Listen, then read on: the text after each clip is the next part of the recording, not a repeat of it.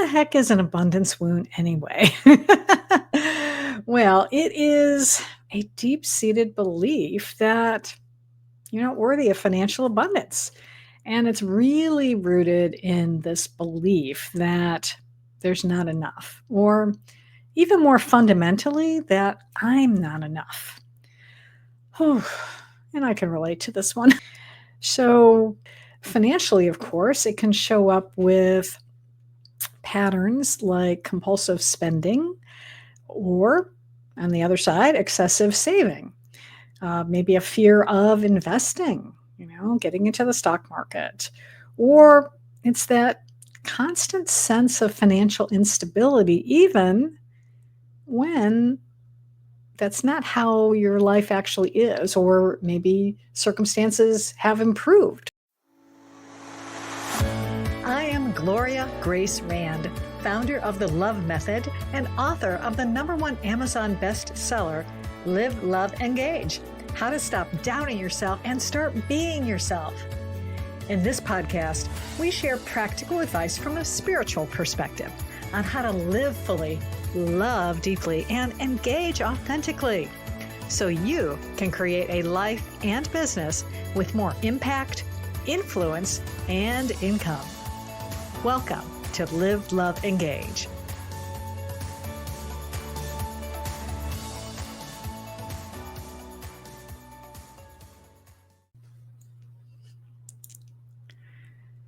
Namaste. What kind of money mindset do you have? A positive one that empowers women entrepreneurs to make smart decisions, set clear goals, and achieve sustainable growth? I hope so.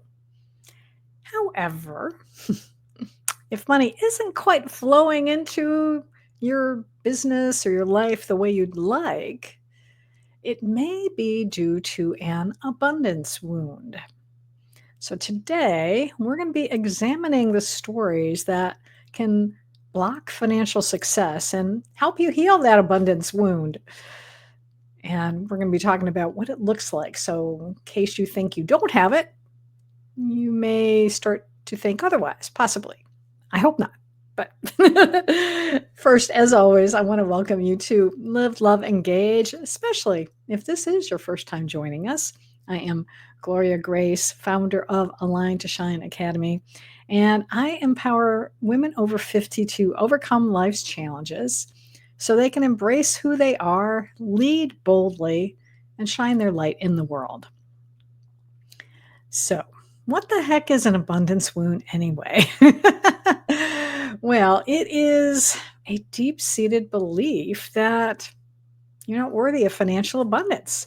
And it's really rooted in this belief that there's not enough, or even more fundamentally, that I'm not enough. Whew.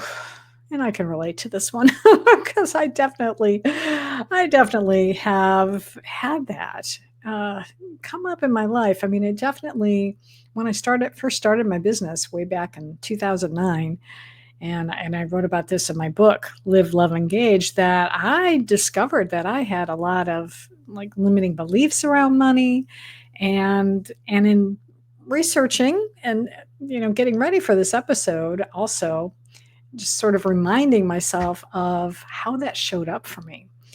So let's talk about that a little bit. So it can be financially, of course, it can show up with patterns like compulsive spending, or on the other side, excessive saving. Maybe a fear of investing, getting into the stock market. Or it's that constant sense of financial instability, even when that's not how your life actually is, or maybe circumstances have improved. Maybe it was that way at one time, but not anymore. And there can also be some, emotionally, it can show up as feelings of shame or guilt or fear around money and abundance. And it's often triggered by early experiences or family attitudes.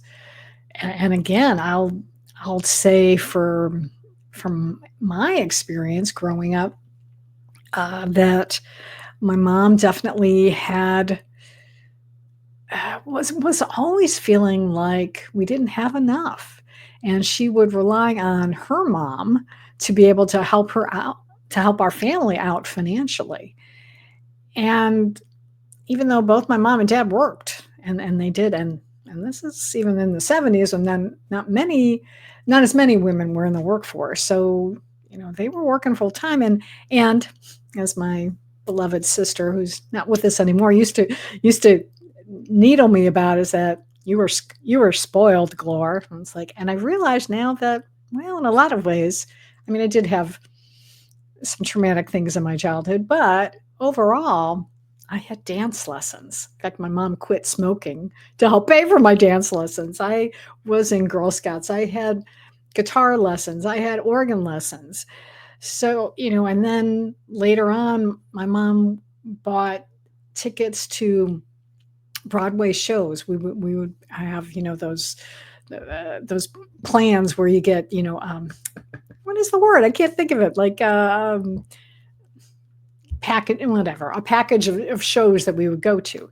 So we were middle class for sure. We weren't, I mean, yes, there was a recession in the 70s where we were eating a lot of hamburger helper, which I did not like. And we had to keep the thermostat turned down low in the winter. I grew up in Michigan because it was expensive to run the furnace. So we would have to, layer up on clothes and luckily we had in one room of our house, we had a fireplace. So we would, put a log in the fire and stay warm that way.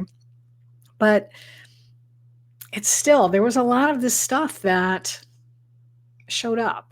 And so in particular for women, let's say over 50, that a lot of times we might have internalized, traditional gender roles, and that can lead to guilt or hesitation around prioritizing their own ambitions, whether it is working or starting a business, or, spending family resources on their business, even if they're financially secure. And they may also have to grieve the lack of support from previous generations, and they're consciously going out and trying to choose new supportive communities. Now, younger women, and I know sometimes we do have some younger women listening to this podcast, you may find that abundance wound manifests as guilt over investing time and money in your business at the perceived expense of family needs. Or you might just, again, as we get older, we do tend to be a little bit more financially secure. But when you're younger, you're trying to pay for a house, you're trying to raise kids, there's not as much necessarily disposable income. So you may tend to overwork in your business, or again, you're not feeling worthy and you might suffer from imposter syndrome. So there's a lot. There's a lot that can happen here that can really, bring up these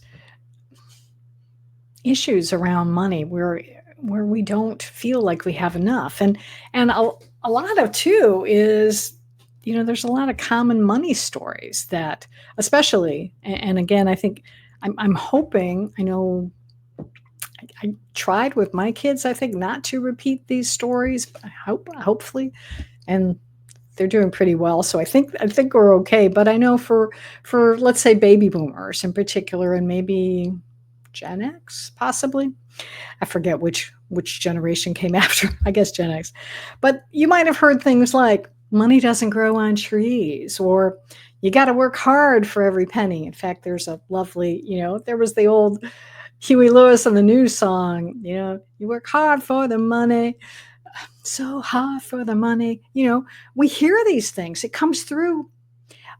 Oh, and in fact, even I'm thinking about it. It's not even from, we hear money stories in our culture. It's not even just even in our family, but you'll hear story, songs, TV shows, all kinds of stuff. Now, I know that I think a lot of people who listen to this podcast or watch it on YouTube are also probably spiritual entrepreneurs. And so there's some limiting beliefs around that too. Stories like spiritual people shouldn't care about money, or it's not spiritual to make a lot of money. And that's why a lot of spiritual entrepreneurs struggle, frankly, because they want to be able to just give their services away and not be compensated enough. Or it's selfish to want more when others have less. That goes along also with that spiritual thinking.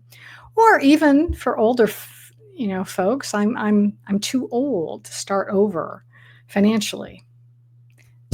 Get that one out right now. You're never too old to start over. Oh my gosh, that's ridiculous. But anyway, I want to mention right now that I would encourage you to go back, and whether you're watching this on YouTube, go back and check previous episodes, or if you're listening to this on Apple or something.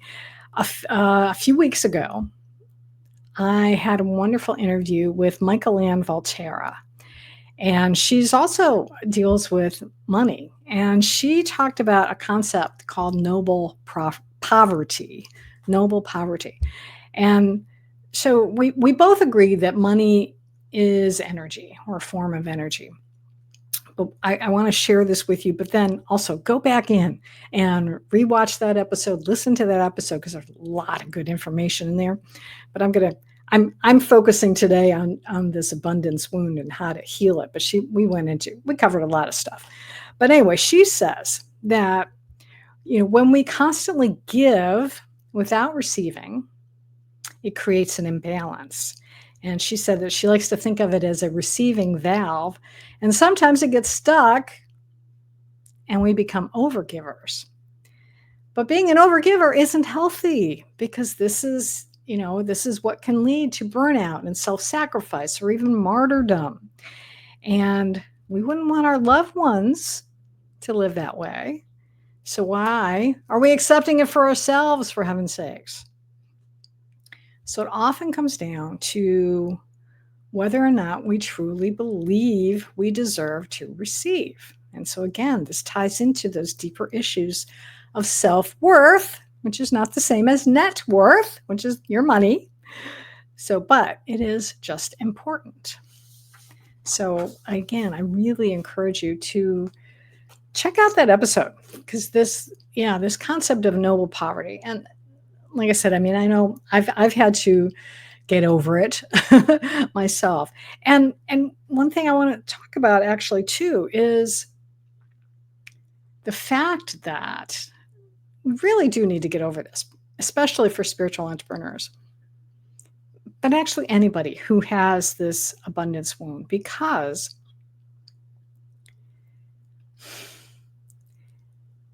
you're doing not only yourself and your family and your business and your clients a disservice by not having money and by not being as successful as you'd like to be, then you're also unable to then share that wealth in the world. Because again, I know I'm quite confident that if you're listening to this podcast, that you are a heart-centered person. Whether you're a spiritual entrepreneur or not, you've got a big heart. I'm sure of it. And the more money you make, the more money you can invest, and the more money that you can make, then guess what? The more money you have to give away, to donate to your favorite nonprofit organization, to share that wealth, to be able to then maybe help out some clients who are financially challenged themselves, let's say, because sometimes, and I was working with a coach one time who, a lot of coaches will say that, well, yeah, you got to charge a lot of money for your services. Don't be afraid of that, because it really does help to, what's the word I want to say? Really perceive you more as an expert, as opposed to, and as someone, what do I want to say? Who who really knows their stuff. Yeah, well, that's kind of what an expert is, isn't it? Yeah. Okay. Anyway, well, you're perceived as higher quality. Yeah. You're the Nordstrom of the world as opposed to Walmart or the dollar store. And where was I going with this point? And now I just lost my train of thought, but it will come back to me. Okay.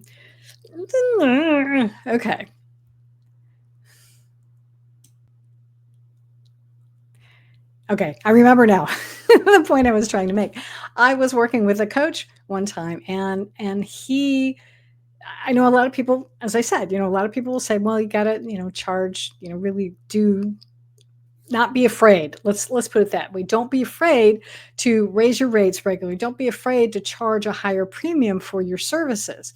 And I had a coach who also said that yes, he believed in that. And he also would allow himself to use his intuition and to not necessarily have fixed prices for everybody. So if he was, let's say, doing a discovery call with someone and he really felt that he could help them, but they were really in a position to not pay the full price that he, for his services, then he would make an exception. And so it is okay to do that. You just don't want to start the bar so low.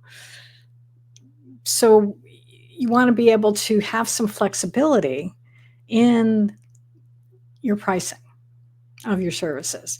And definitely don't be afraid to stretch yourself a little bit in what you're charging, because it should make you feel a little bit uncomfortable, not too much. You don't want to go crazy, but a little bit uncomfortable, and see how things go. And so for instance, if you've been charging like a certain price for a long time, and again, this is something that I cover in my book, where I talked about when I first started my business, I was doing copywriting, and I had a lovely client who I was writing blog articles for, and I worked for her for years, quite a while, quite a long while, and she was very happy. And she was very happy with my work. That's why she continued to hire me every year. But it took me about 3 years before I finally, after listening to another webinar and hearing that, oh, I should be raising my rates. Oh, duh. So I finally said, yeah, I've got to put in a price increase. And they were like, oh, okay. And I'm like, oh. So raise your rates every year. Other companies do it. It doesn't have to be a lot. Maybe you raise it 5% or something, or maybe even just 2%, whatever. But don't be afraid to raise your rates. Okay. Let's talk a little bit more about now, in particular, how or what can happen, especially for if you're a little bit older out there, let's say you're a woman entrepreneur, you're over 50 and you're listening to this podcast. There are some things that happen as we get older in our lives that can maybe you've been fine with your money story. You've had a great money story up until something happens.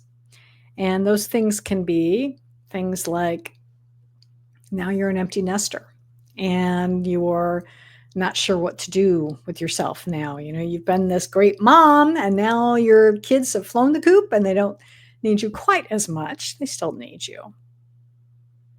Your adult kids still need you. Don't ever doubt that.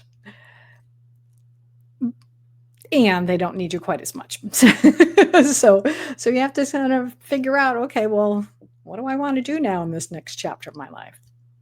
Sometimes you go through things like a divorce or separation, or possibly even losing a spouse to death. And so that can shake things up. Maybe if you have been in the corporate world for a long time and now you're position is no longer needed. They like to make cutbacks. In fact, there's been a lot of that over the last few years, a lot of layoffs. Or you're concerned about retirement. Do I really have enough money to survive? And let's face it, we live a lot longer, even though I know there's been some talk about our longevity, especially here in the United States, is not quite as good as it used to be. But we're still, the traditional retirement age used to be 65. But most women in particular are going to live until their 80s, maybe 90s. And so you need to make sure that you've got income to be able to sustain that. So that can help it. That can affect, kind of bring up this abundance wound again, because now you're really, focusing in on money. And, health scares can reshape your priorities.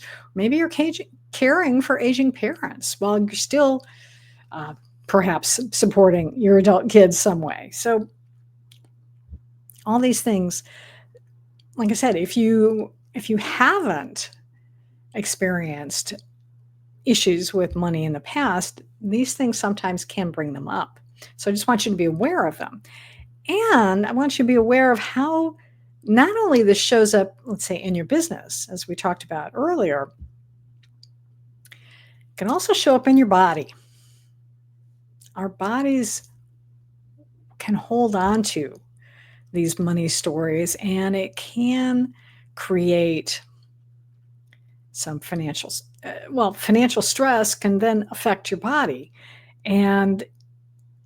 Or if you're working too hard or things like this, it can really affect you, and it can show up as, your chest tightening, or you've got tension headaches, or you've got digestive issues. So it's important to be aware of physical symptoms. And especially if, let's say, you've been going on, carrying on in your life, and all of a sudden you start having issues like this, some sort of physical symptom. So I encourage you to before rushing to the doctor or even rushing to get a pill or something, is to stop and get quiet for a little bit and talk to your body and say, hey, what are you trying to tell me here? And you could spend some time meditating on it. You could journal about it. But I really, really encourage you to look within first before you look without. Now, of course, if you've got a splitting headache, go ahead, reach for Excedrin. But if it starts to become a pattern, you do want to go see a doctor. So also, but also look at what's going on with you emotionally, because it could be that your emotions are what is triggering this. And so what was I going to say? I encourage you to, and I know there's some people out there who are firmly 100% are good with the Western medicine system, and fine. You can definitely go there and help get some of these symptoms treated. But Western medicine is really good at treating symptoms, not necessarily getting to the underlying cause. So once you've got your symptoms handled, that's what I want to tell you. Get your symptoms handled, get them under control. And then you can start looking into, okay, what is going on? Have I changed my eating habits? Are my sleeping habits different? And if so, why? Am I working long hours? Am I staying up on the computer until midnight every night instead of, stopping at like 9 o'clock at night and then maybe just reading for an hour or two? What's going on in my business? What's going on with my personal life? Look at that. And then when you can do this, and again, I love journaling is a great way to come to terms with this. And what I would recommend you do is just, as I said, is like, just say, okay, body, what are you trying to tell me? What, and just keep writing, that, or higher self, what is going on with my body? Why am I suddenly having these symptoms? What could possibly be going on in my life that is causing this? And I'm telling you, even if you don't know what to say, and it's like, I don't understand, I don't know why I'm having these symptoms, it's very frustrating, I don't like feeling this way, and I really would like to be able to fix it, and I wonder if, and then all of a sudden an idea will come to you, and you'll be like, oh, maybe it's because that client that I had for so many years suddenly said, I can't work with you anymore. And that could be a shock to the system. And you can be like, and you could be, in fact, grieving that. And that's okay to grieve that. So it's allowing yourself to be aware of these things. So those are great ways to do that. And talk kindly to yourself and soothe yourself. And it's, you are your best friend. The only person who truly knows you the best is you. So get to know yourself. Like I say, spend time writing, thinking, even just sitting and being quiet, not necessarily even meditating, but just sit in a chair and look outside your window for a little bit and just allow yourself time to breathe. Breathing. Breathing's another good thing too. There's different breathing modalities and things. You can Google them and find out things to do, or work with a certified breathwork practitioner. I know that I have a friend who does that. And so there's people out there who can help you with that. That might be a good way to help you to release some of the stress and to heal these money wounds. And so energetic treatments are really great. Things like even things like acupuncture or EFT tapping, where you're tapping on different parts of your body. And I know it works great. For some reason, it doesn't resonate with me. The other things that I've talked about, meditation and journaling, are things that really resonate with me, as well as something that I've been doing for the last 5 years now, which is channeling light language. And that has made a huge difference in my life as well as my clients, of being able to release old stories, release energetic blocks around money that are keeping me stuck, keeping others stuck. So I thought what I do right now, before I'm going to give you some other suggestions on how to manage this abundance wound as well in a moment. But I thought what I do right now is take a little break and share with you light language, especially if you have never experienced it before. So let me give you a little bit. I'll just give you a little, what's the word? Cheat sheet version of what light language is. It's essentially it's a multi-dimensional form of communication, if I can communicate well. So it's a multi-dimensional form of communication. It's essentially, it is a language of love. And it is something that, like I say, comes from other dimensions. If you go to like YouTube and search for like light language, you'll see a lot of different people do it. And they will say that it comes from, galactic beings like Pleiadians or Arcturians or angels. And I know for me, I don't know exactly where it comes from. I do know that I do feel that sometimes it is a very angelic thing. Sometimes it's also ancestral. Uh, and because some of the way that what I do is I will speak it or sing it or both, depending.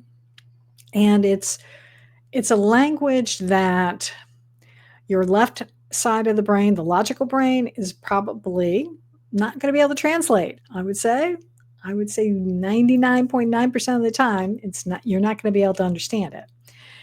However, if you are really tuned into your right side of the brain, that more the feminine side, the more intuitive side, that's the word I'm looking for, then you might be able to understand what I share with you. Either way, the important thing is that the language is something that speaks to your heart and your soul, and it's a frequency, and anytime we speak, the words I'm speaking to you right now carry a frequency. And so when I channel light language, that is carrying a frequency, and that's what is healing about it. So I encourage you right now to, if you're listening to this somewhere where you are driving a car, to pause the podcast and come back to it a little bit, or speed past it, and then, like I say, to listen to the rest and then come back to this later. Because what I would encourage you to do is to listen with an open heart and an open mind, and possibly close your eyes. So that's why I don't want you driving a car while you're listening to this, because it's also, whenever I've done this with clients, they find it very relaxing. And so I don't want you to be too relaxed while you're driving, when you're operating machinery, okay? Or if you're on the treadmill or something. So do this later. Come back to this later. So what I will encourage you to do, and what I do always, is I am encouraging and asking that the message that comes through will help to release any old abundance wounds you have, and to be, for the message you receive is going to be for your soul's highest good and the highest good of all concerned. So that's my process, and I encourage you to now just get your feet on the floor, get a little grounded. Close your eyes if you want. You don't have to, but if you want. I find it helps. I often close my eyes when I'm channeling, just because, again, it helps me to be more in tune with the messaging. But just, so, close your eyes, take a deep breath, let it out, and just, set an intention for yourself that whatever you hear is going to be for your soul's highest good, and will help you to release whatever needs to be released today.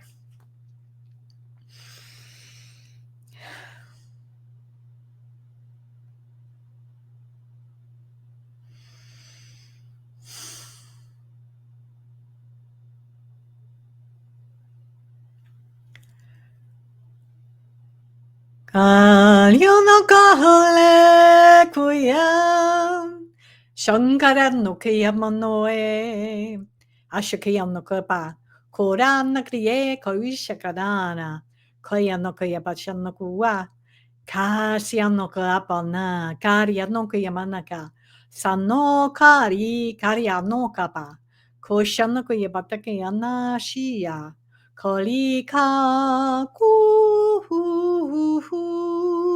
aya koyanake, sakashana kayapatokamka, kolema kashianaka. Wanya no kua shana koeba. Cham no krieba chin karia ala kario no krieba shanko kieba. Kwan sien goama kinkare kare kiana kriata kiaka. Sakonia dakunka a tario shoka para nia karia uma kiana. Hala la shono koeba. Kuya nakaya Koya nakapa shinkuama kirata kianda shakia no kayaba.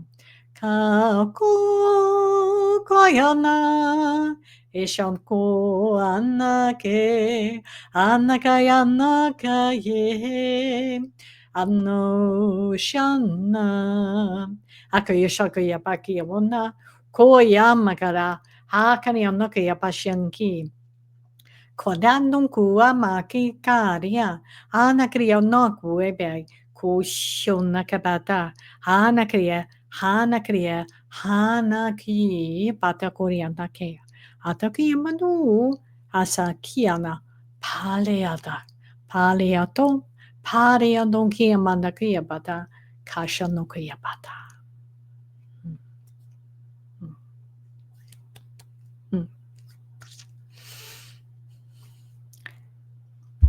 Hope that resonated with you today.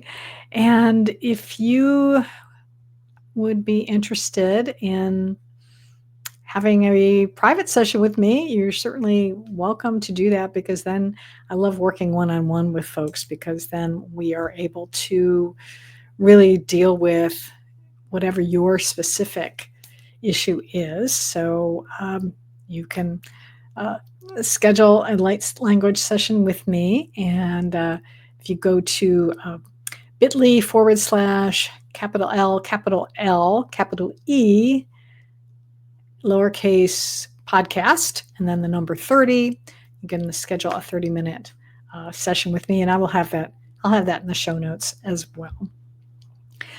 So, what else can we do about these money stories that don't serve us?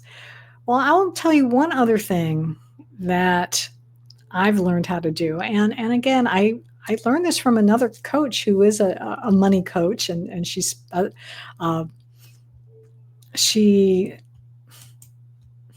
specializes. There's the word. Man, trying to pull these words out of my brain today. A little challenging. That's okay. So you can rewrite your money story. Yep, you can. You don't have to say that this is my story and I'm sticking with it, and this is, I just, whatever, I have to deal with it. No, because guess what? Our brains are, we have like it's neuroplasticity of is our brains are, and so we can rewire them with empowering stories. So what I learned how to do, and in fact, I shared this in my book as well, is you can, write down whatever your disempowering story is, and then you can then say, okay, well, all right, so that's what happened. What would happen if I didn't have that story? How would my life have been different? And then use that wonderful brain that you have, that especially the right side, that creative side, to just use your imagination and dream up what would be this wonderful outcome instead of what I did experience in the past. So let's say, for me, I'll give you an example. So again, I had these stories of, well, one of the ones that was a bit disempowering for me in my business was that my mom really didn't like rich people. And especially she had a brother who was an entrepreneur, and she thought he was a crook. So I grew up hearing this. And so then when I became an entrepreneur, I have this sort of war going on in my head, because, I want to be able to be successful. And yet at the same time, well, if you get rich, then, I don't want to be a crook. I want to be a good, I want to be a good person. I want to be generous. So I could instead say, oh, my mom was so proud of her brother, and that he was so generous as an entrepreneur. And she, loved that he was just very successful. He gave back to his community, and he treated his employees well. And so instead I could say, well, those yeah, that's how I grew up. Instead, hearing all these wonderful stories about entrepreneurs and how generous they can be. And then just say, okay, that's my story. That's my story, and I'm sticking to it, doggone it. So try that and see how that plays for you. And if you need to then read that story every day for maybe 3 weeks or so, or at least a week, to be able to get it into your brain and really start saying, yes, this is my story. I am a generous person. I am I am a profitable business owner. I have plenty of money to be able to do good things with in the world. And more is coming to me every day. Now, I will say, you notice how I was a bit amped up there when I was talking about it and smiling? For those of you who are watching me on YouTube, I hope you noticed I was smiling. Emotion is a big part of this. So make sure that affirmations that are just, da, da, da, da, da, da, da, if you're reading it like that, yeah, I'm successful. I make a lot of money. Your brain isn't going to buy that at all. No, no way. You've got to use emotion. You've got to really feel it, believe it, feel it. Oh, I have a shirt that says that, something like see it, feel it, believe it. So I should have worn that for today. Darn it. Oh, well, it's okay. Oh, and one other thing. Cultivate an attitude of gratitude. Be grateful for however much money you have right now. Be grateful that you can put food on the table. Be grateful that, let's say that you have employees and that you can pay your employees. Be grateful for your clients. Be grateful for the money you have in your bank. Be grateful. Be grateful, because, oh my gosh, the more that you are grateful, the more you have to be grateful for. It's the law of attraction. It's just reciprocity. I don't know. But I'm telling you, gratitude goes a long way. And I am so grateful for you for listening and for watching today. And I hope that you are subscribed to the podcast on your favorite platform like Apple or Spotify, or YouTube as well. And I encourage you, so if you aren't already, to please subscribe on whatever platform you are on at the moment, because next week I have another interview. So this time it is going to be with speaker and 18 times #1 best-selling author, 𝙀𝙀 𝙀𝙀. And she is going to be talking about how collaborative books can help you expand your network, build your business, and increase your visibility while becoming an international best-selling author. And, I published my own book, but I also have been in a couple different collaborative books over the years. So one of them is called Conceived to Lead, and I've got a chapter in here.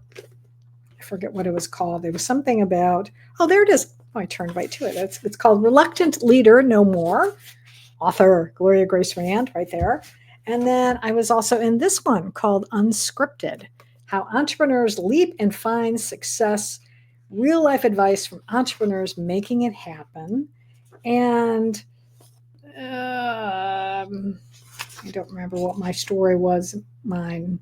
It was something about, can't find that chapter now. Oh, well, that's okay. Anyway, I know I'm in here though. I know I'm in here.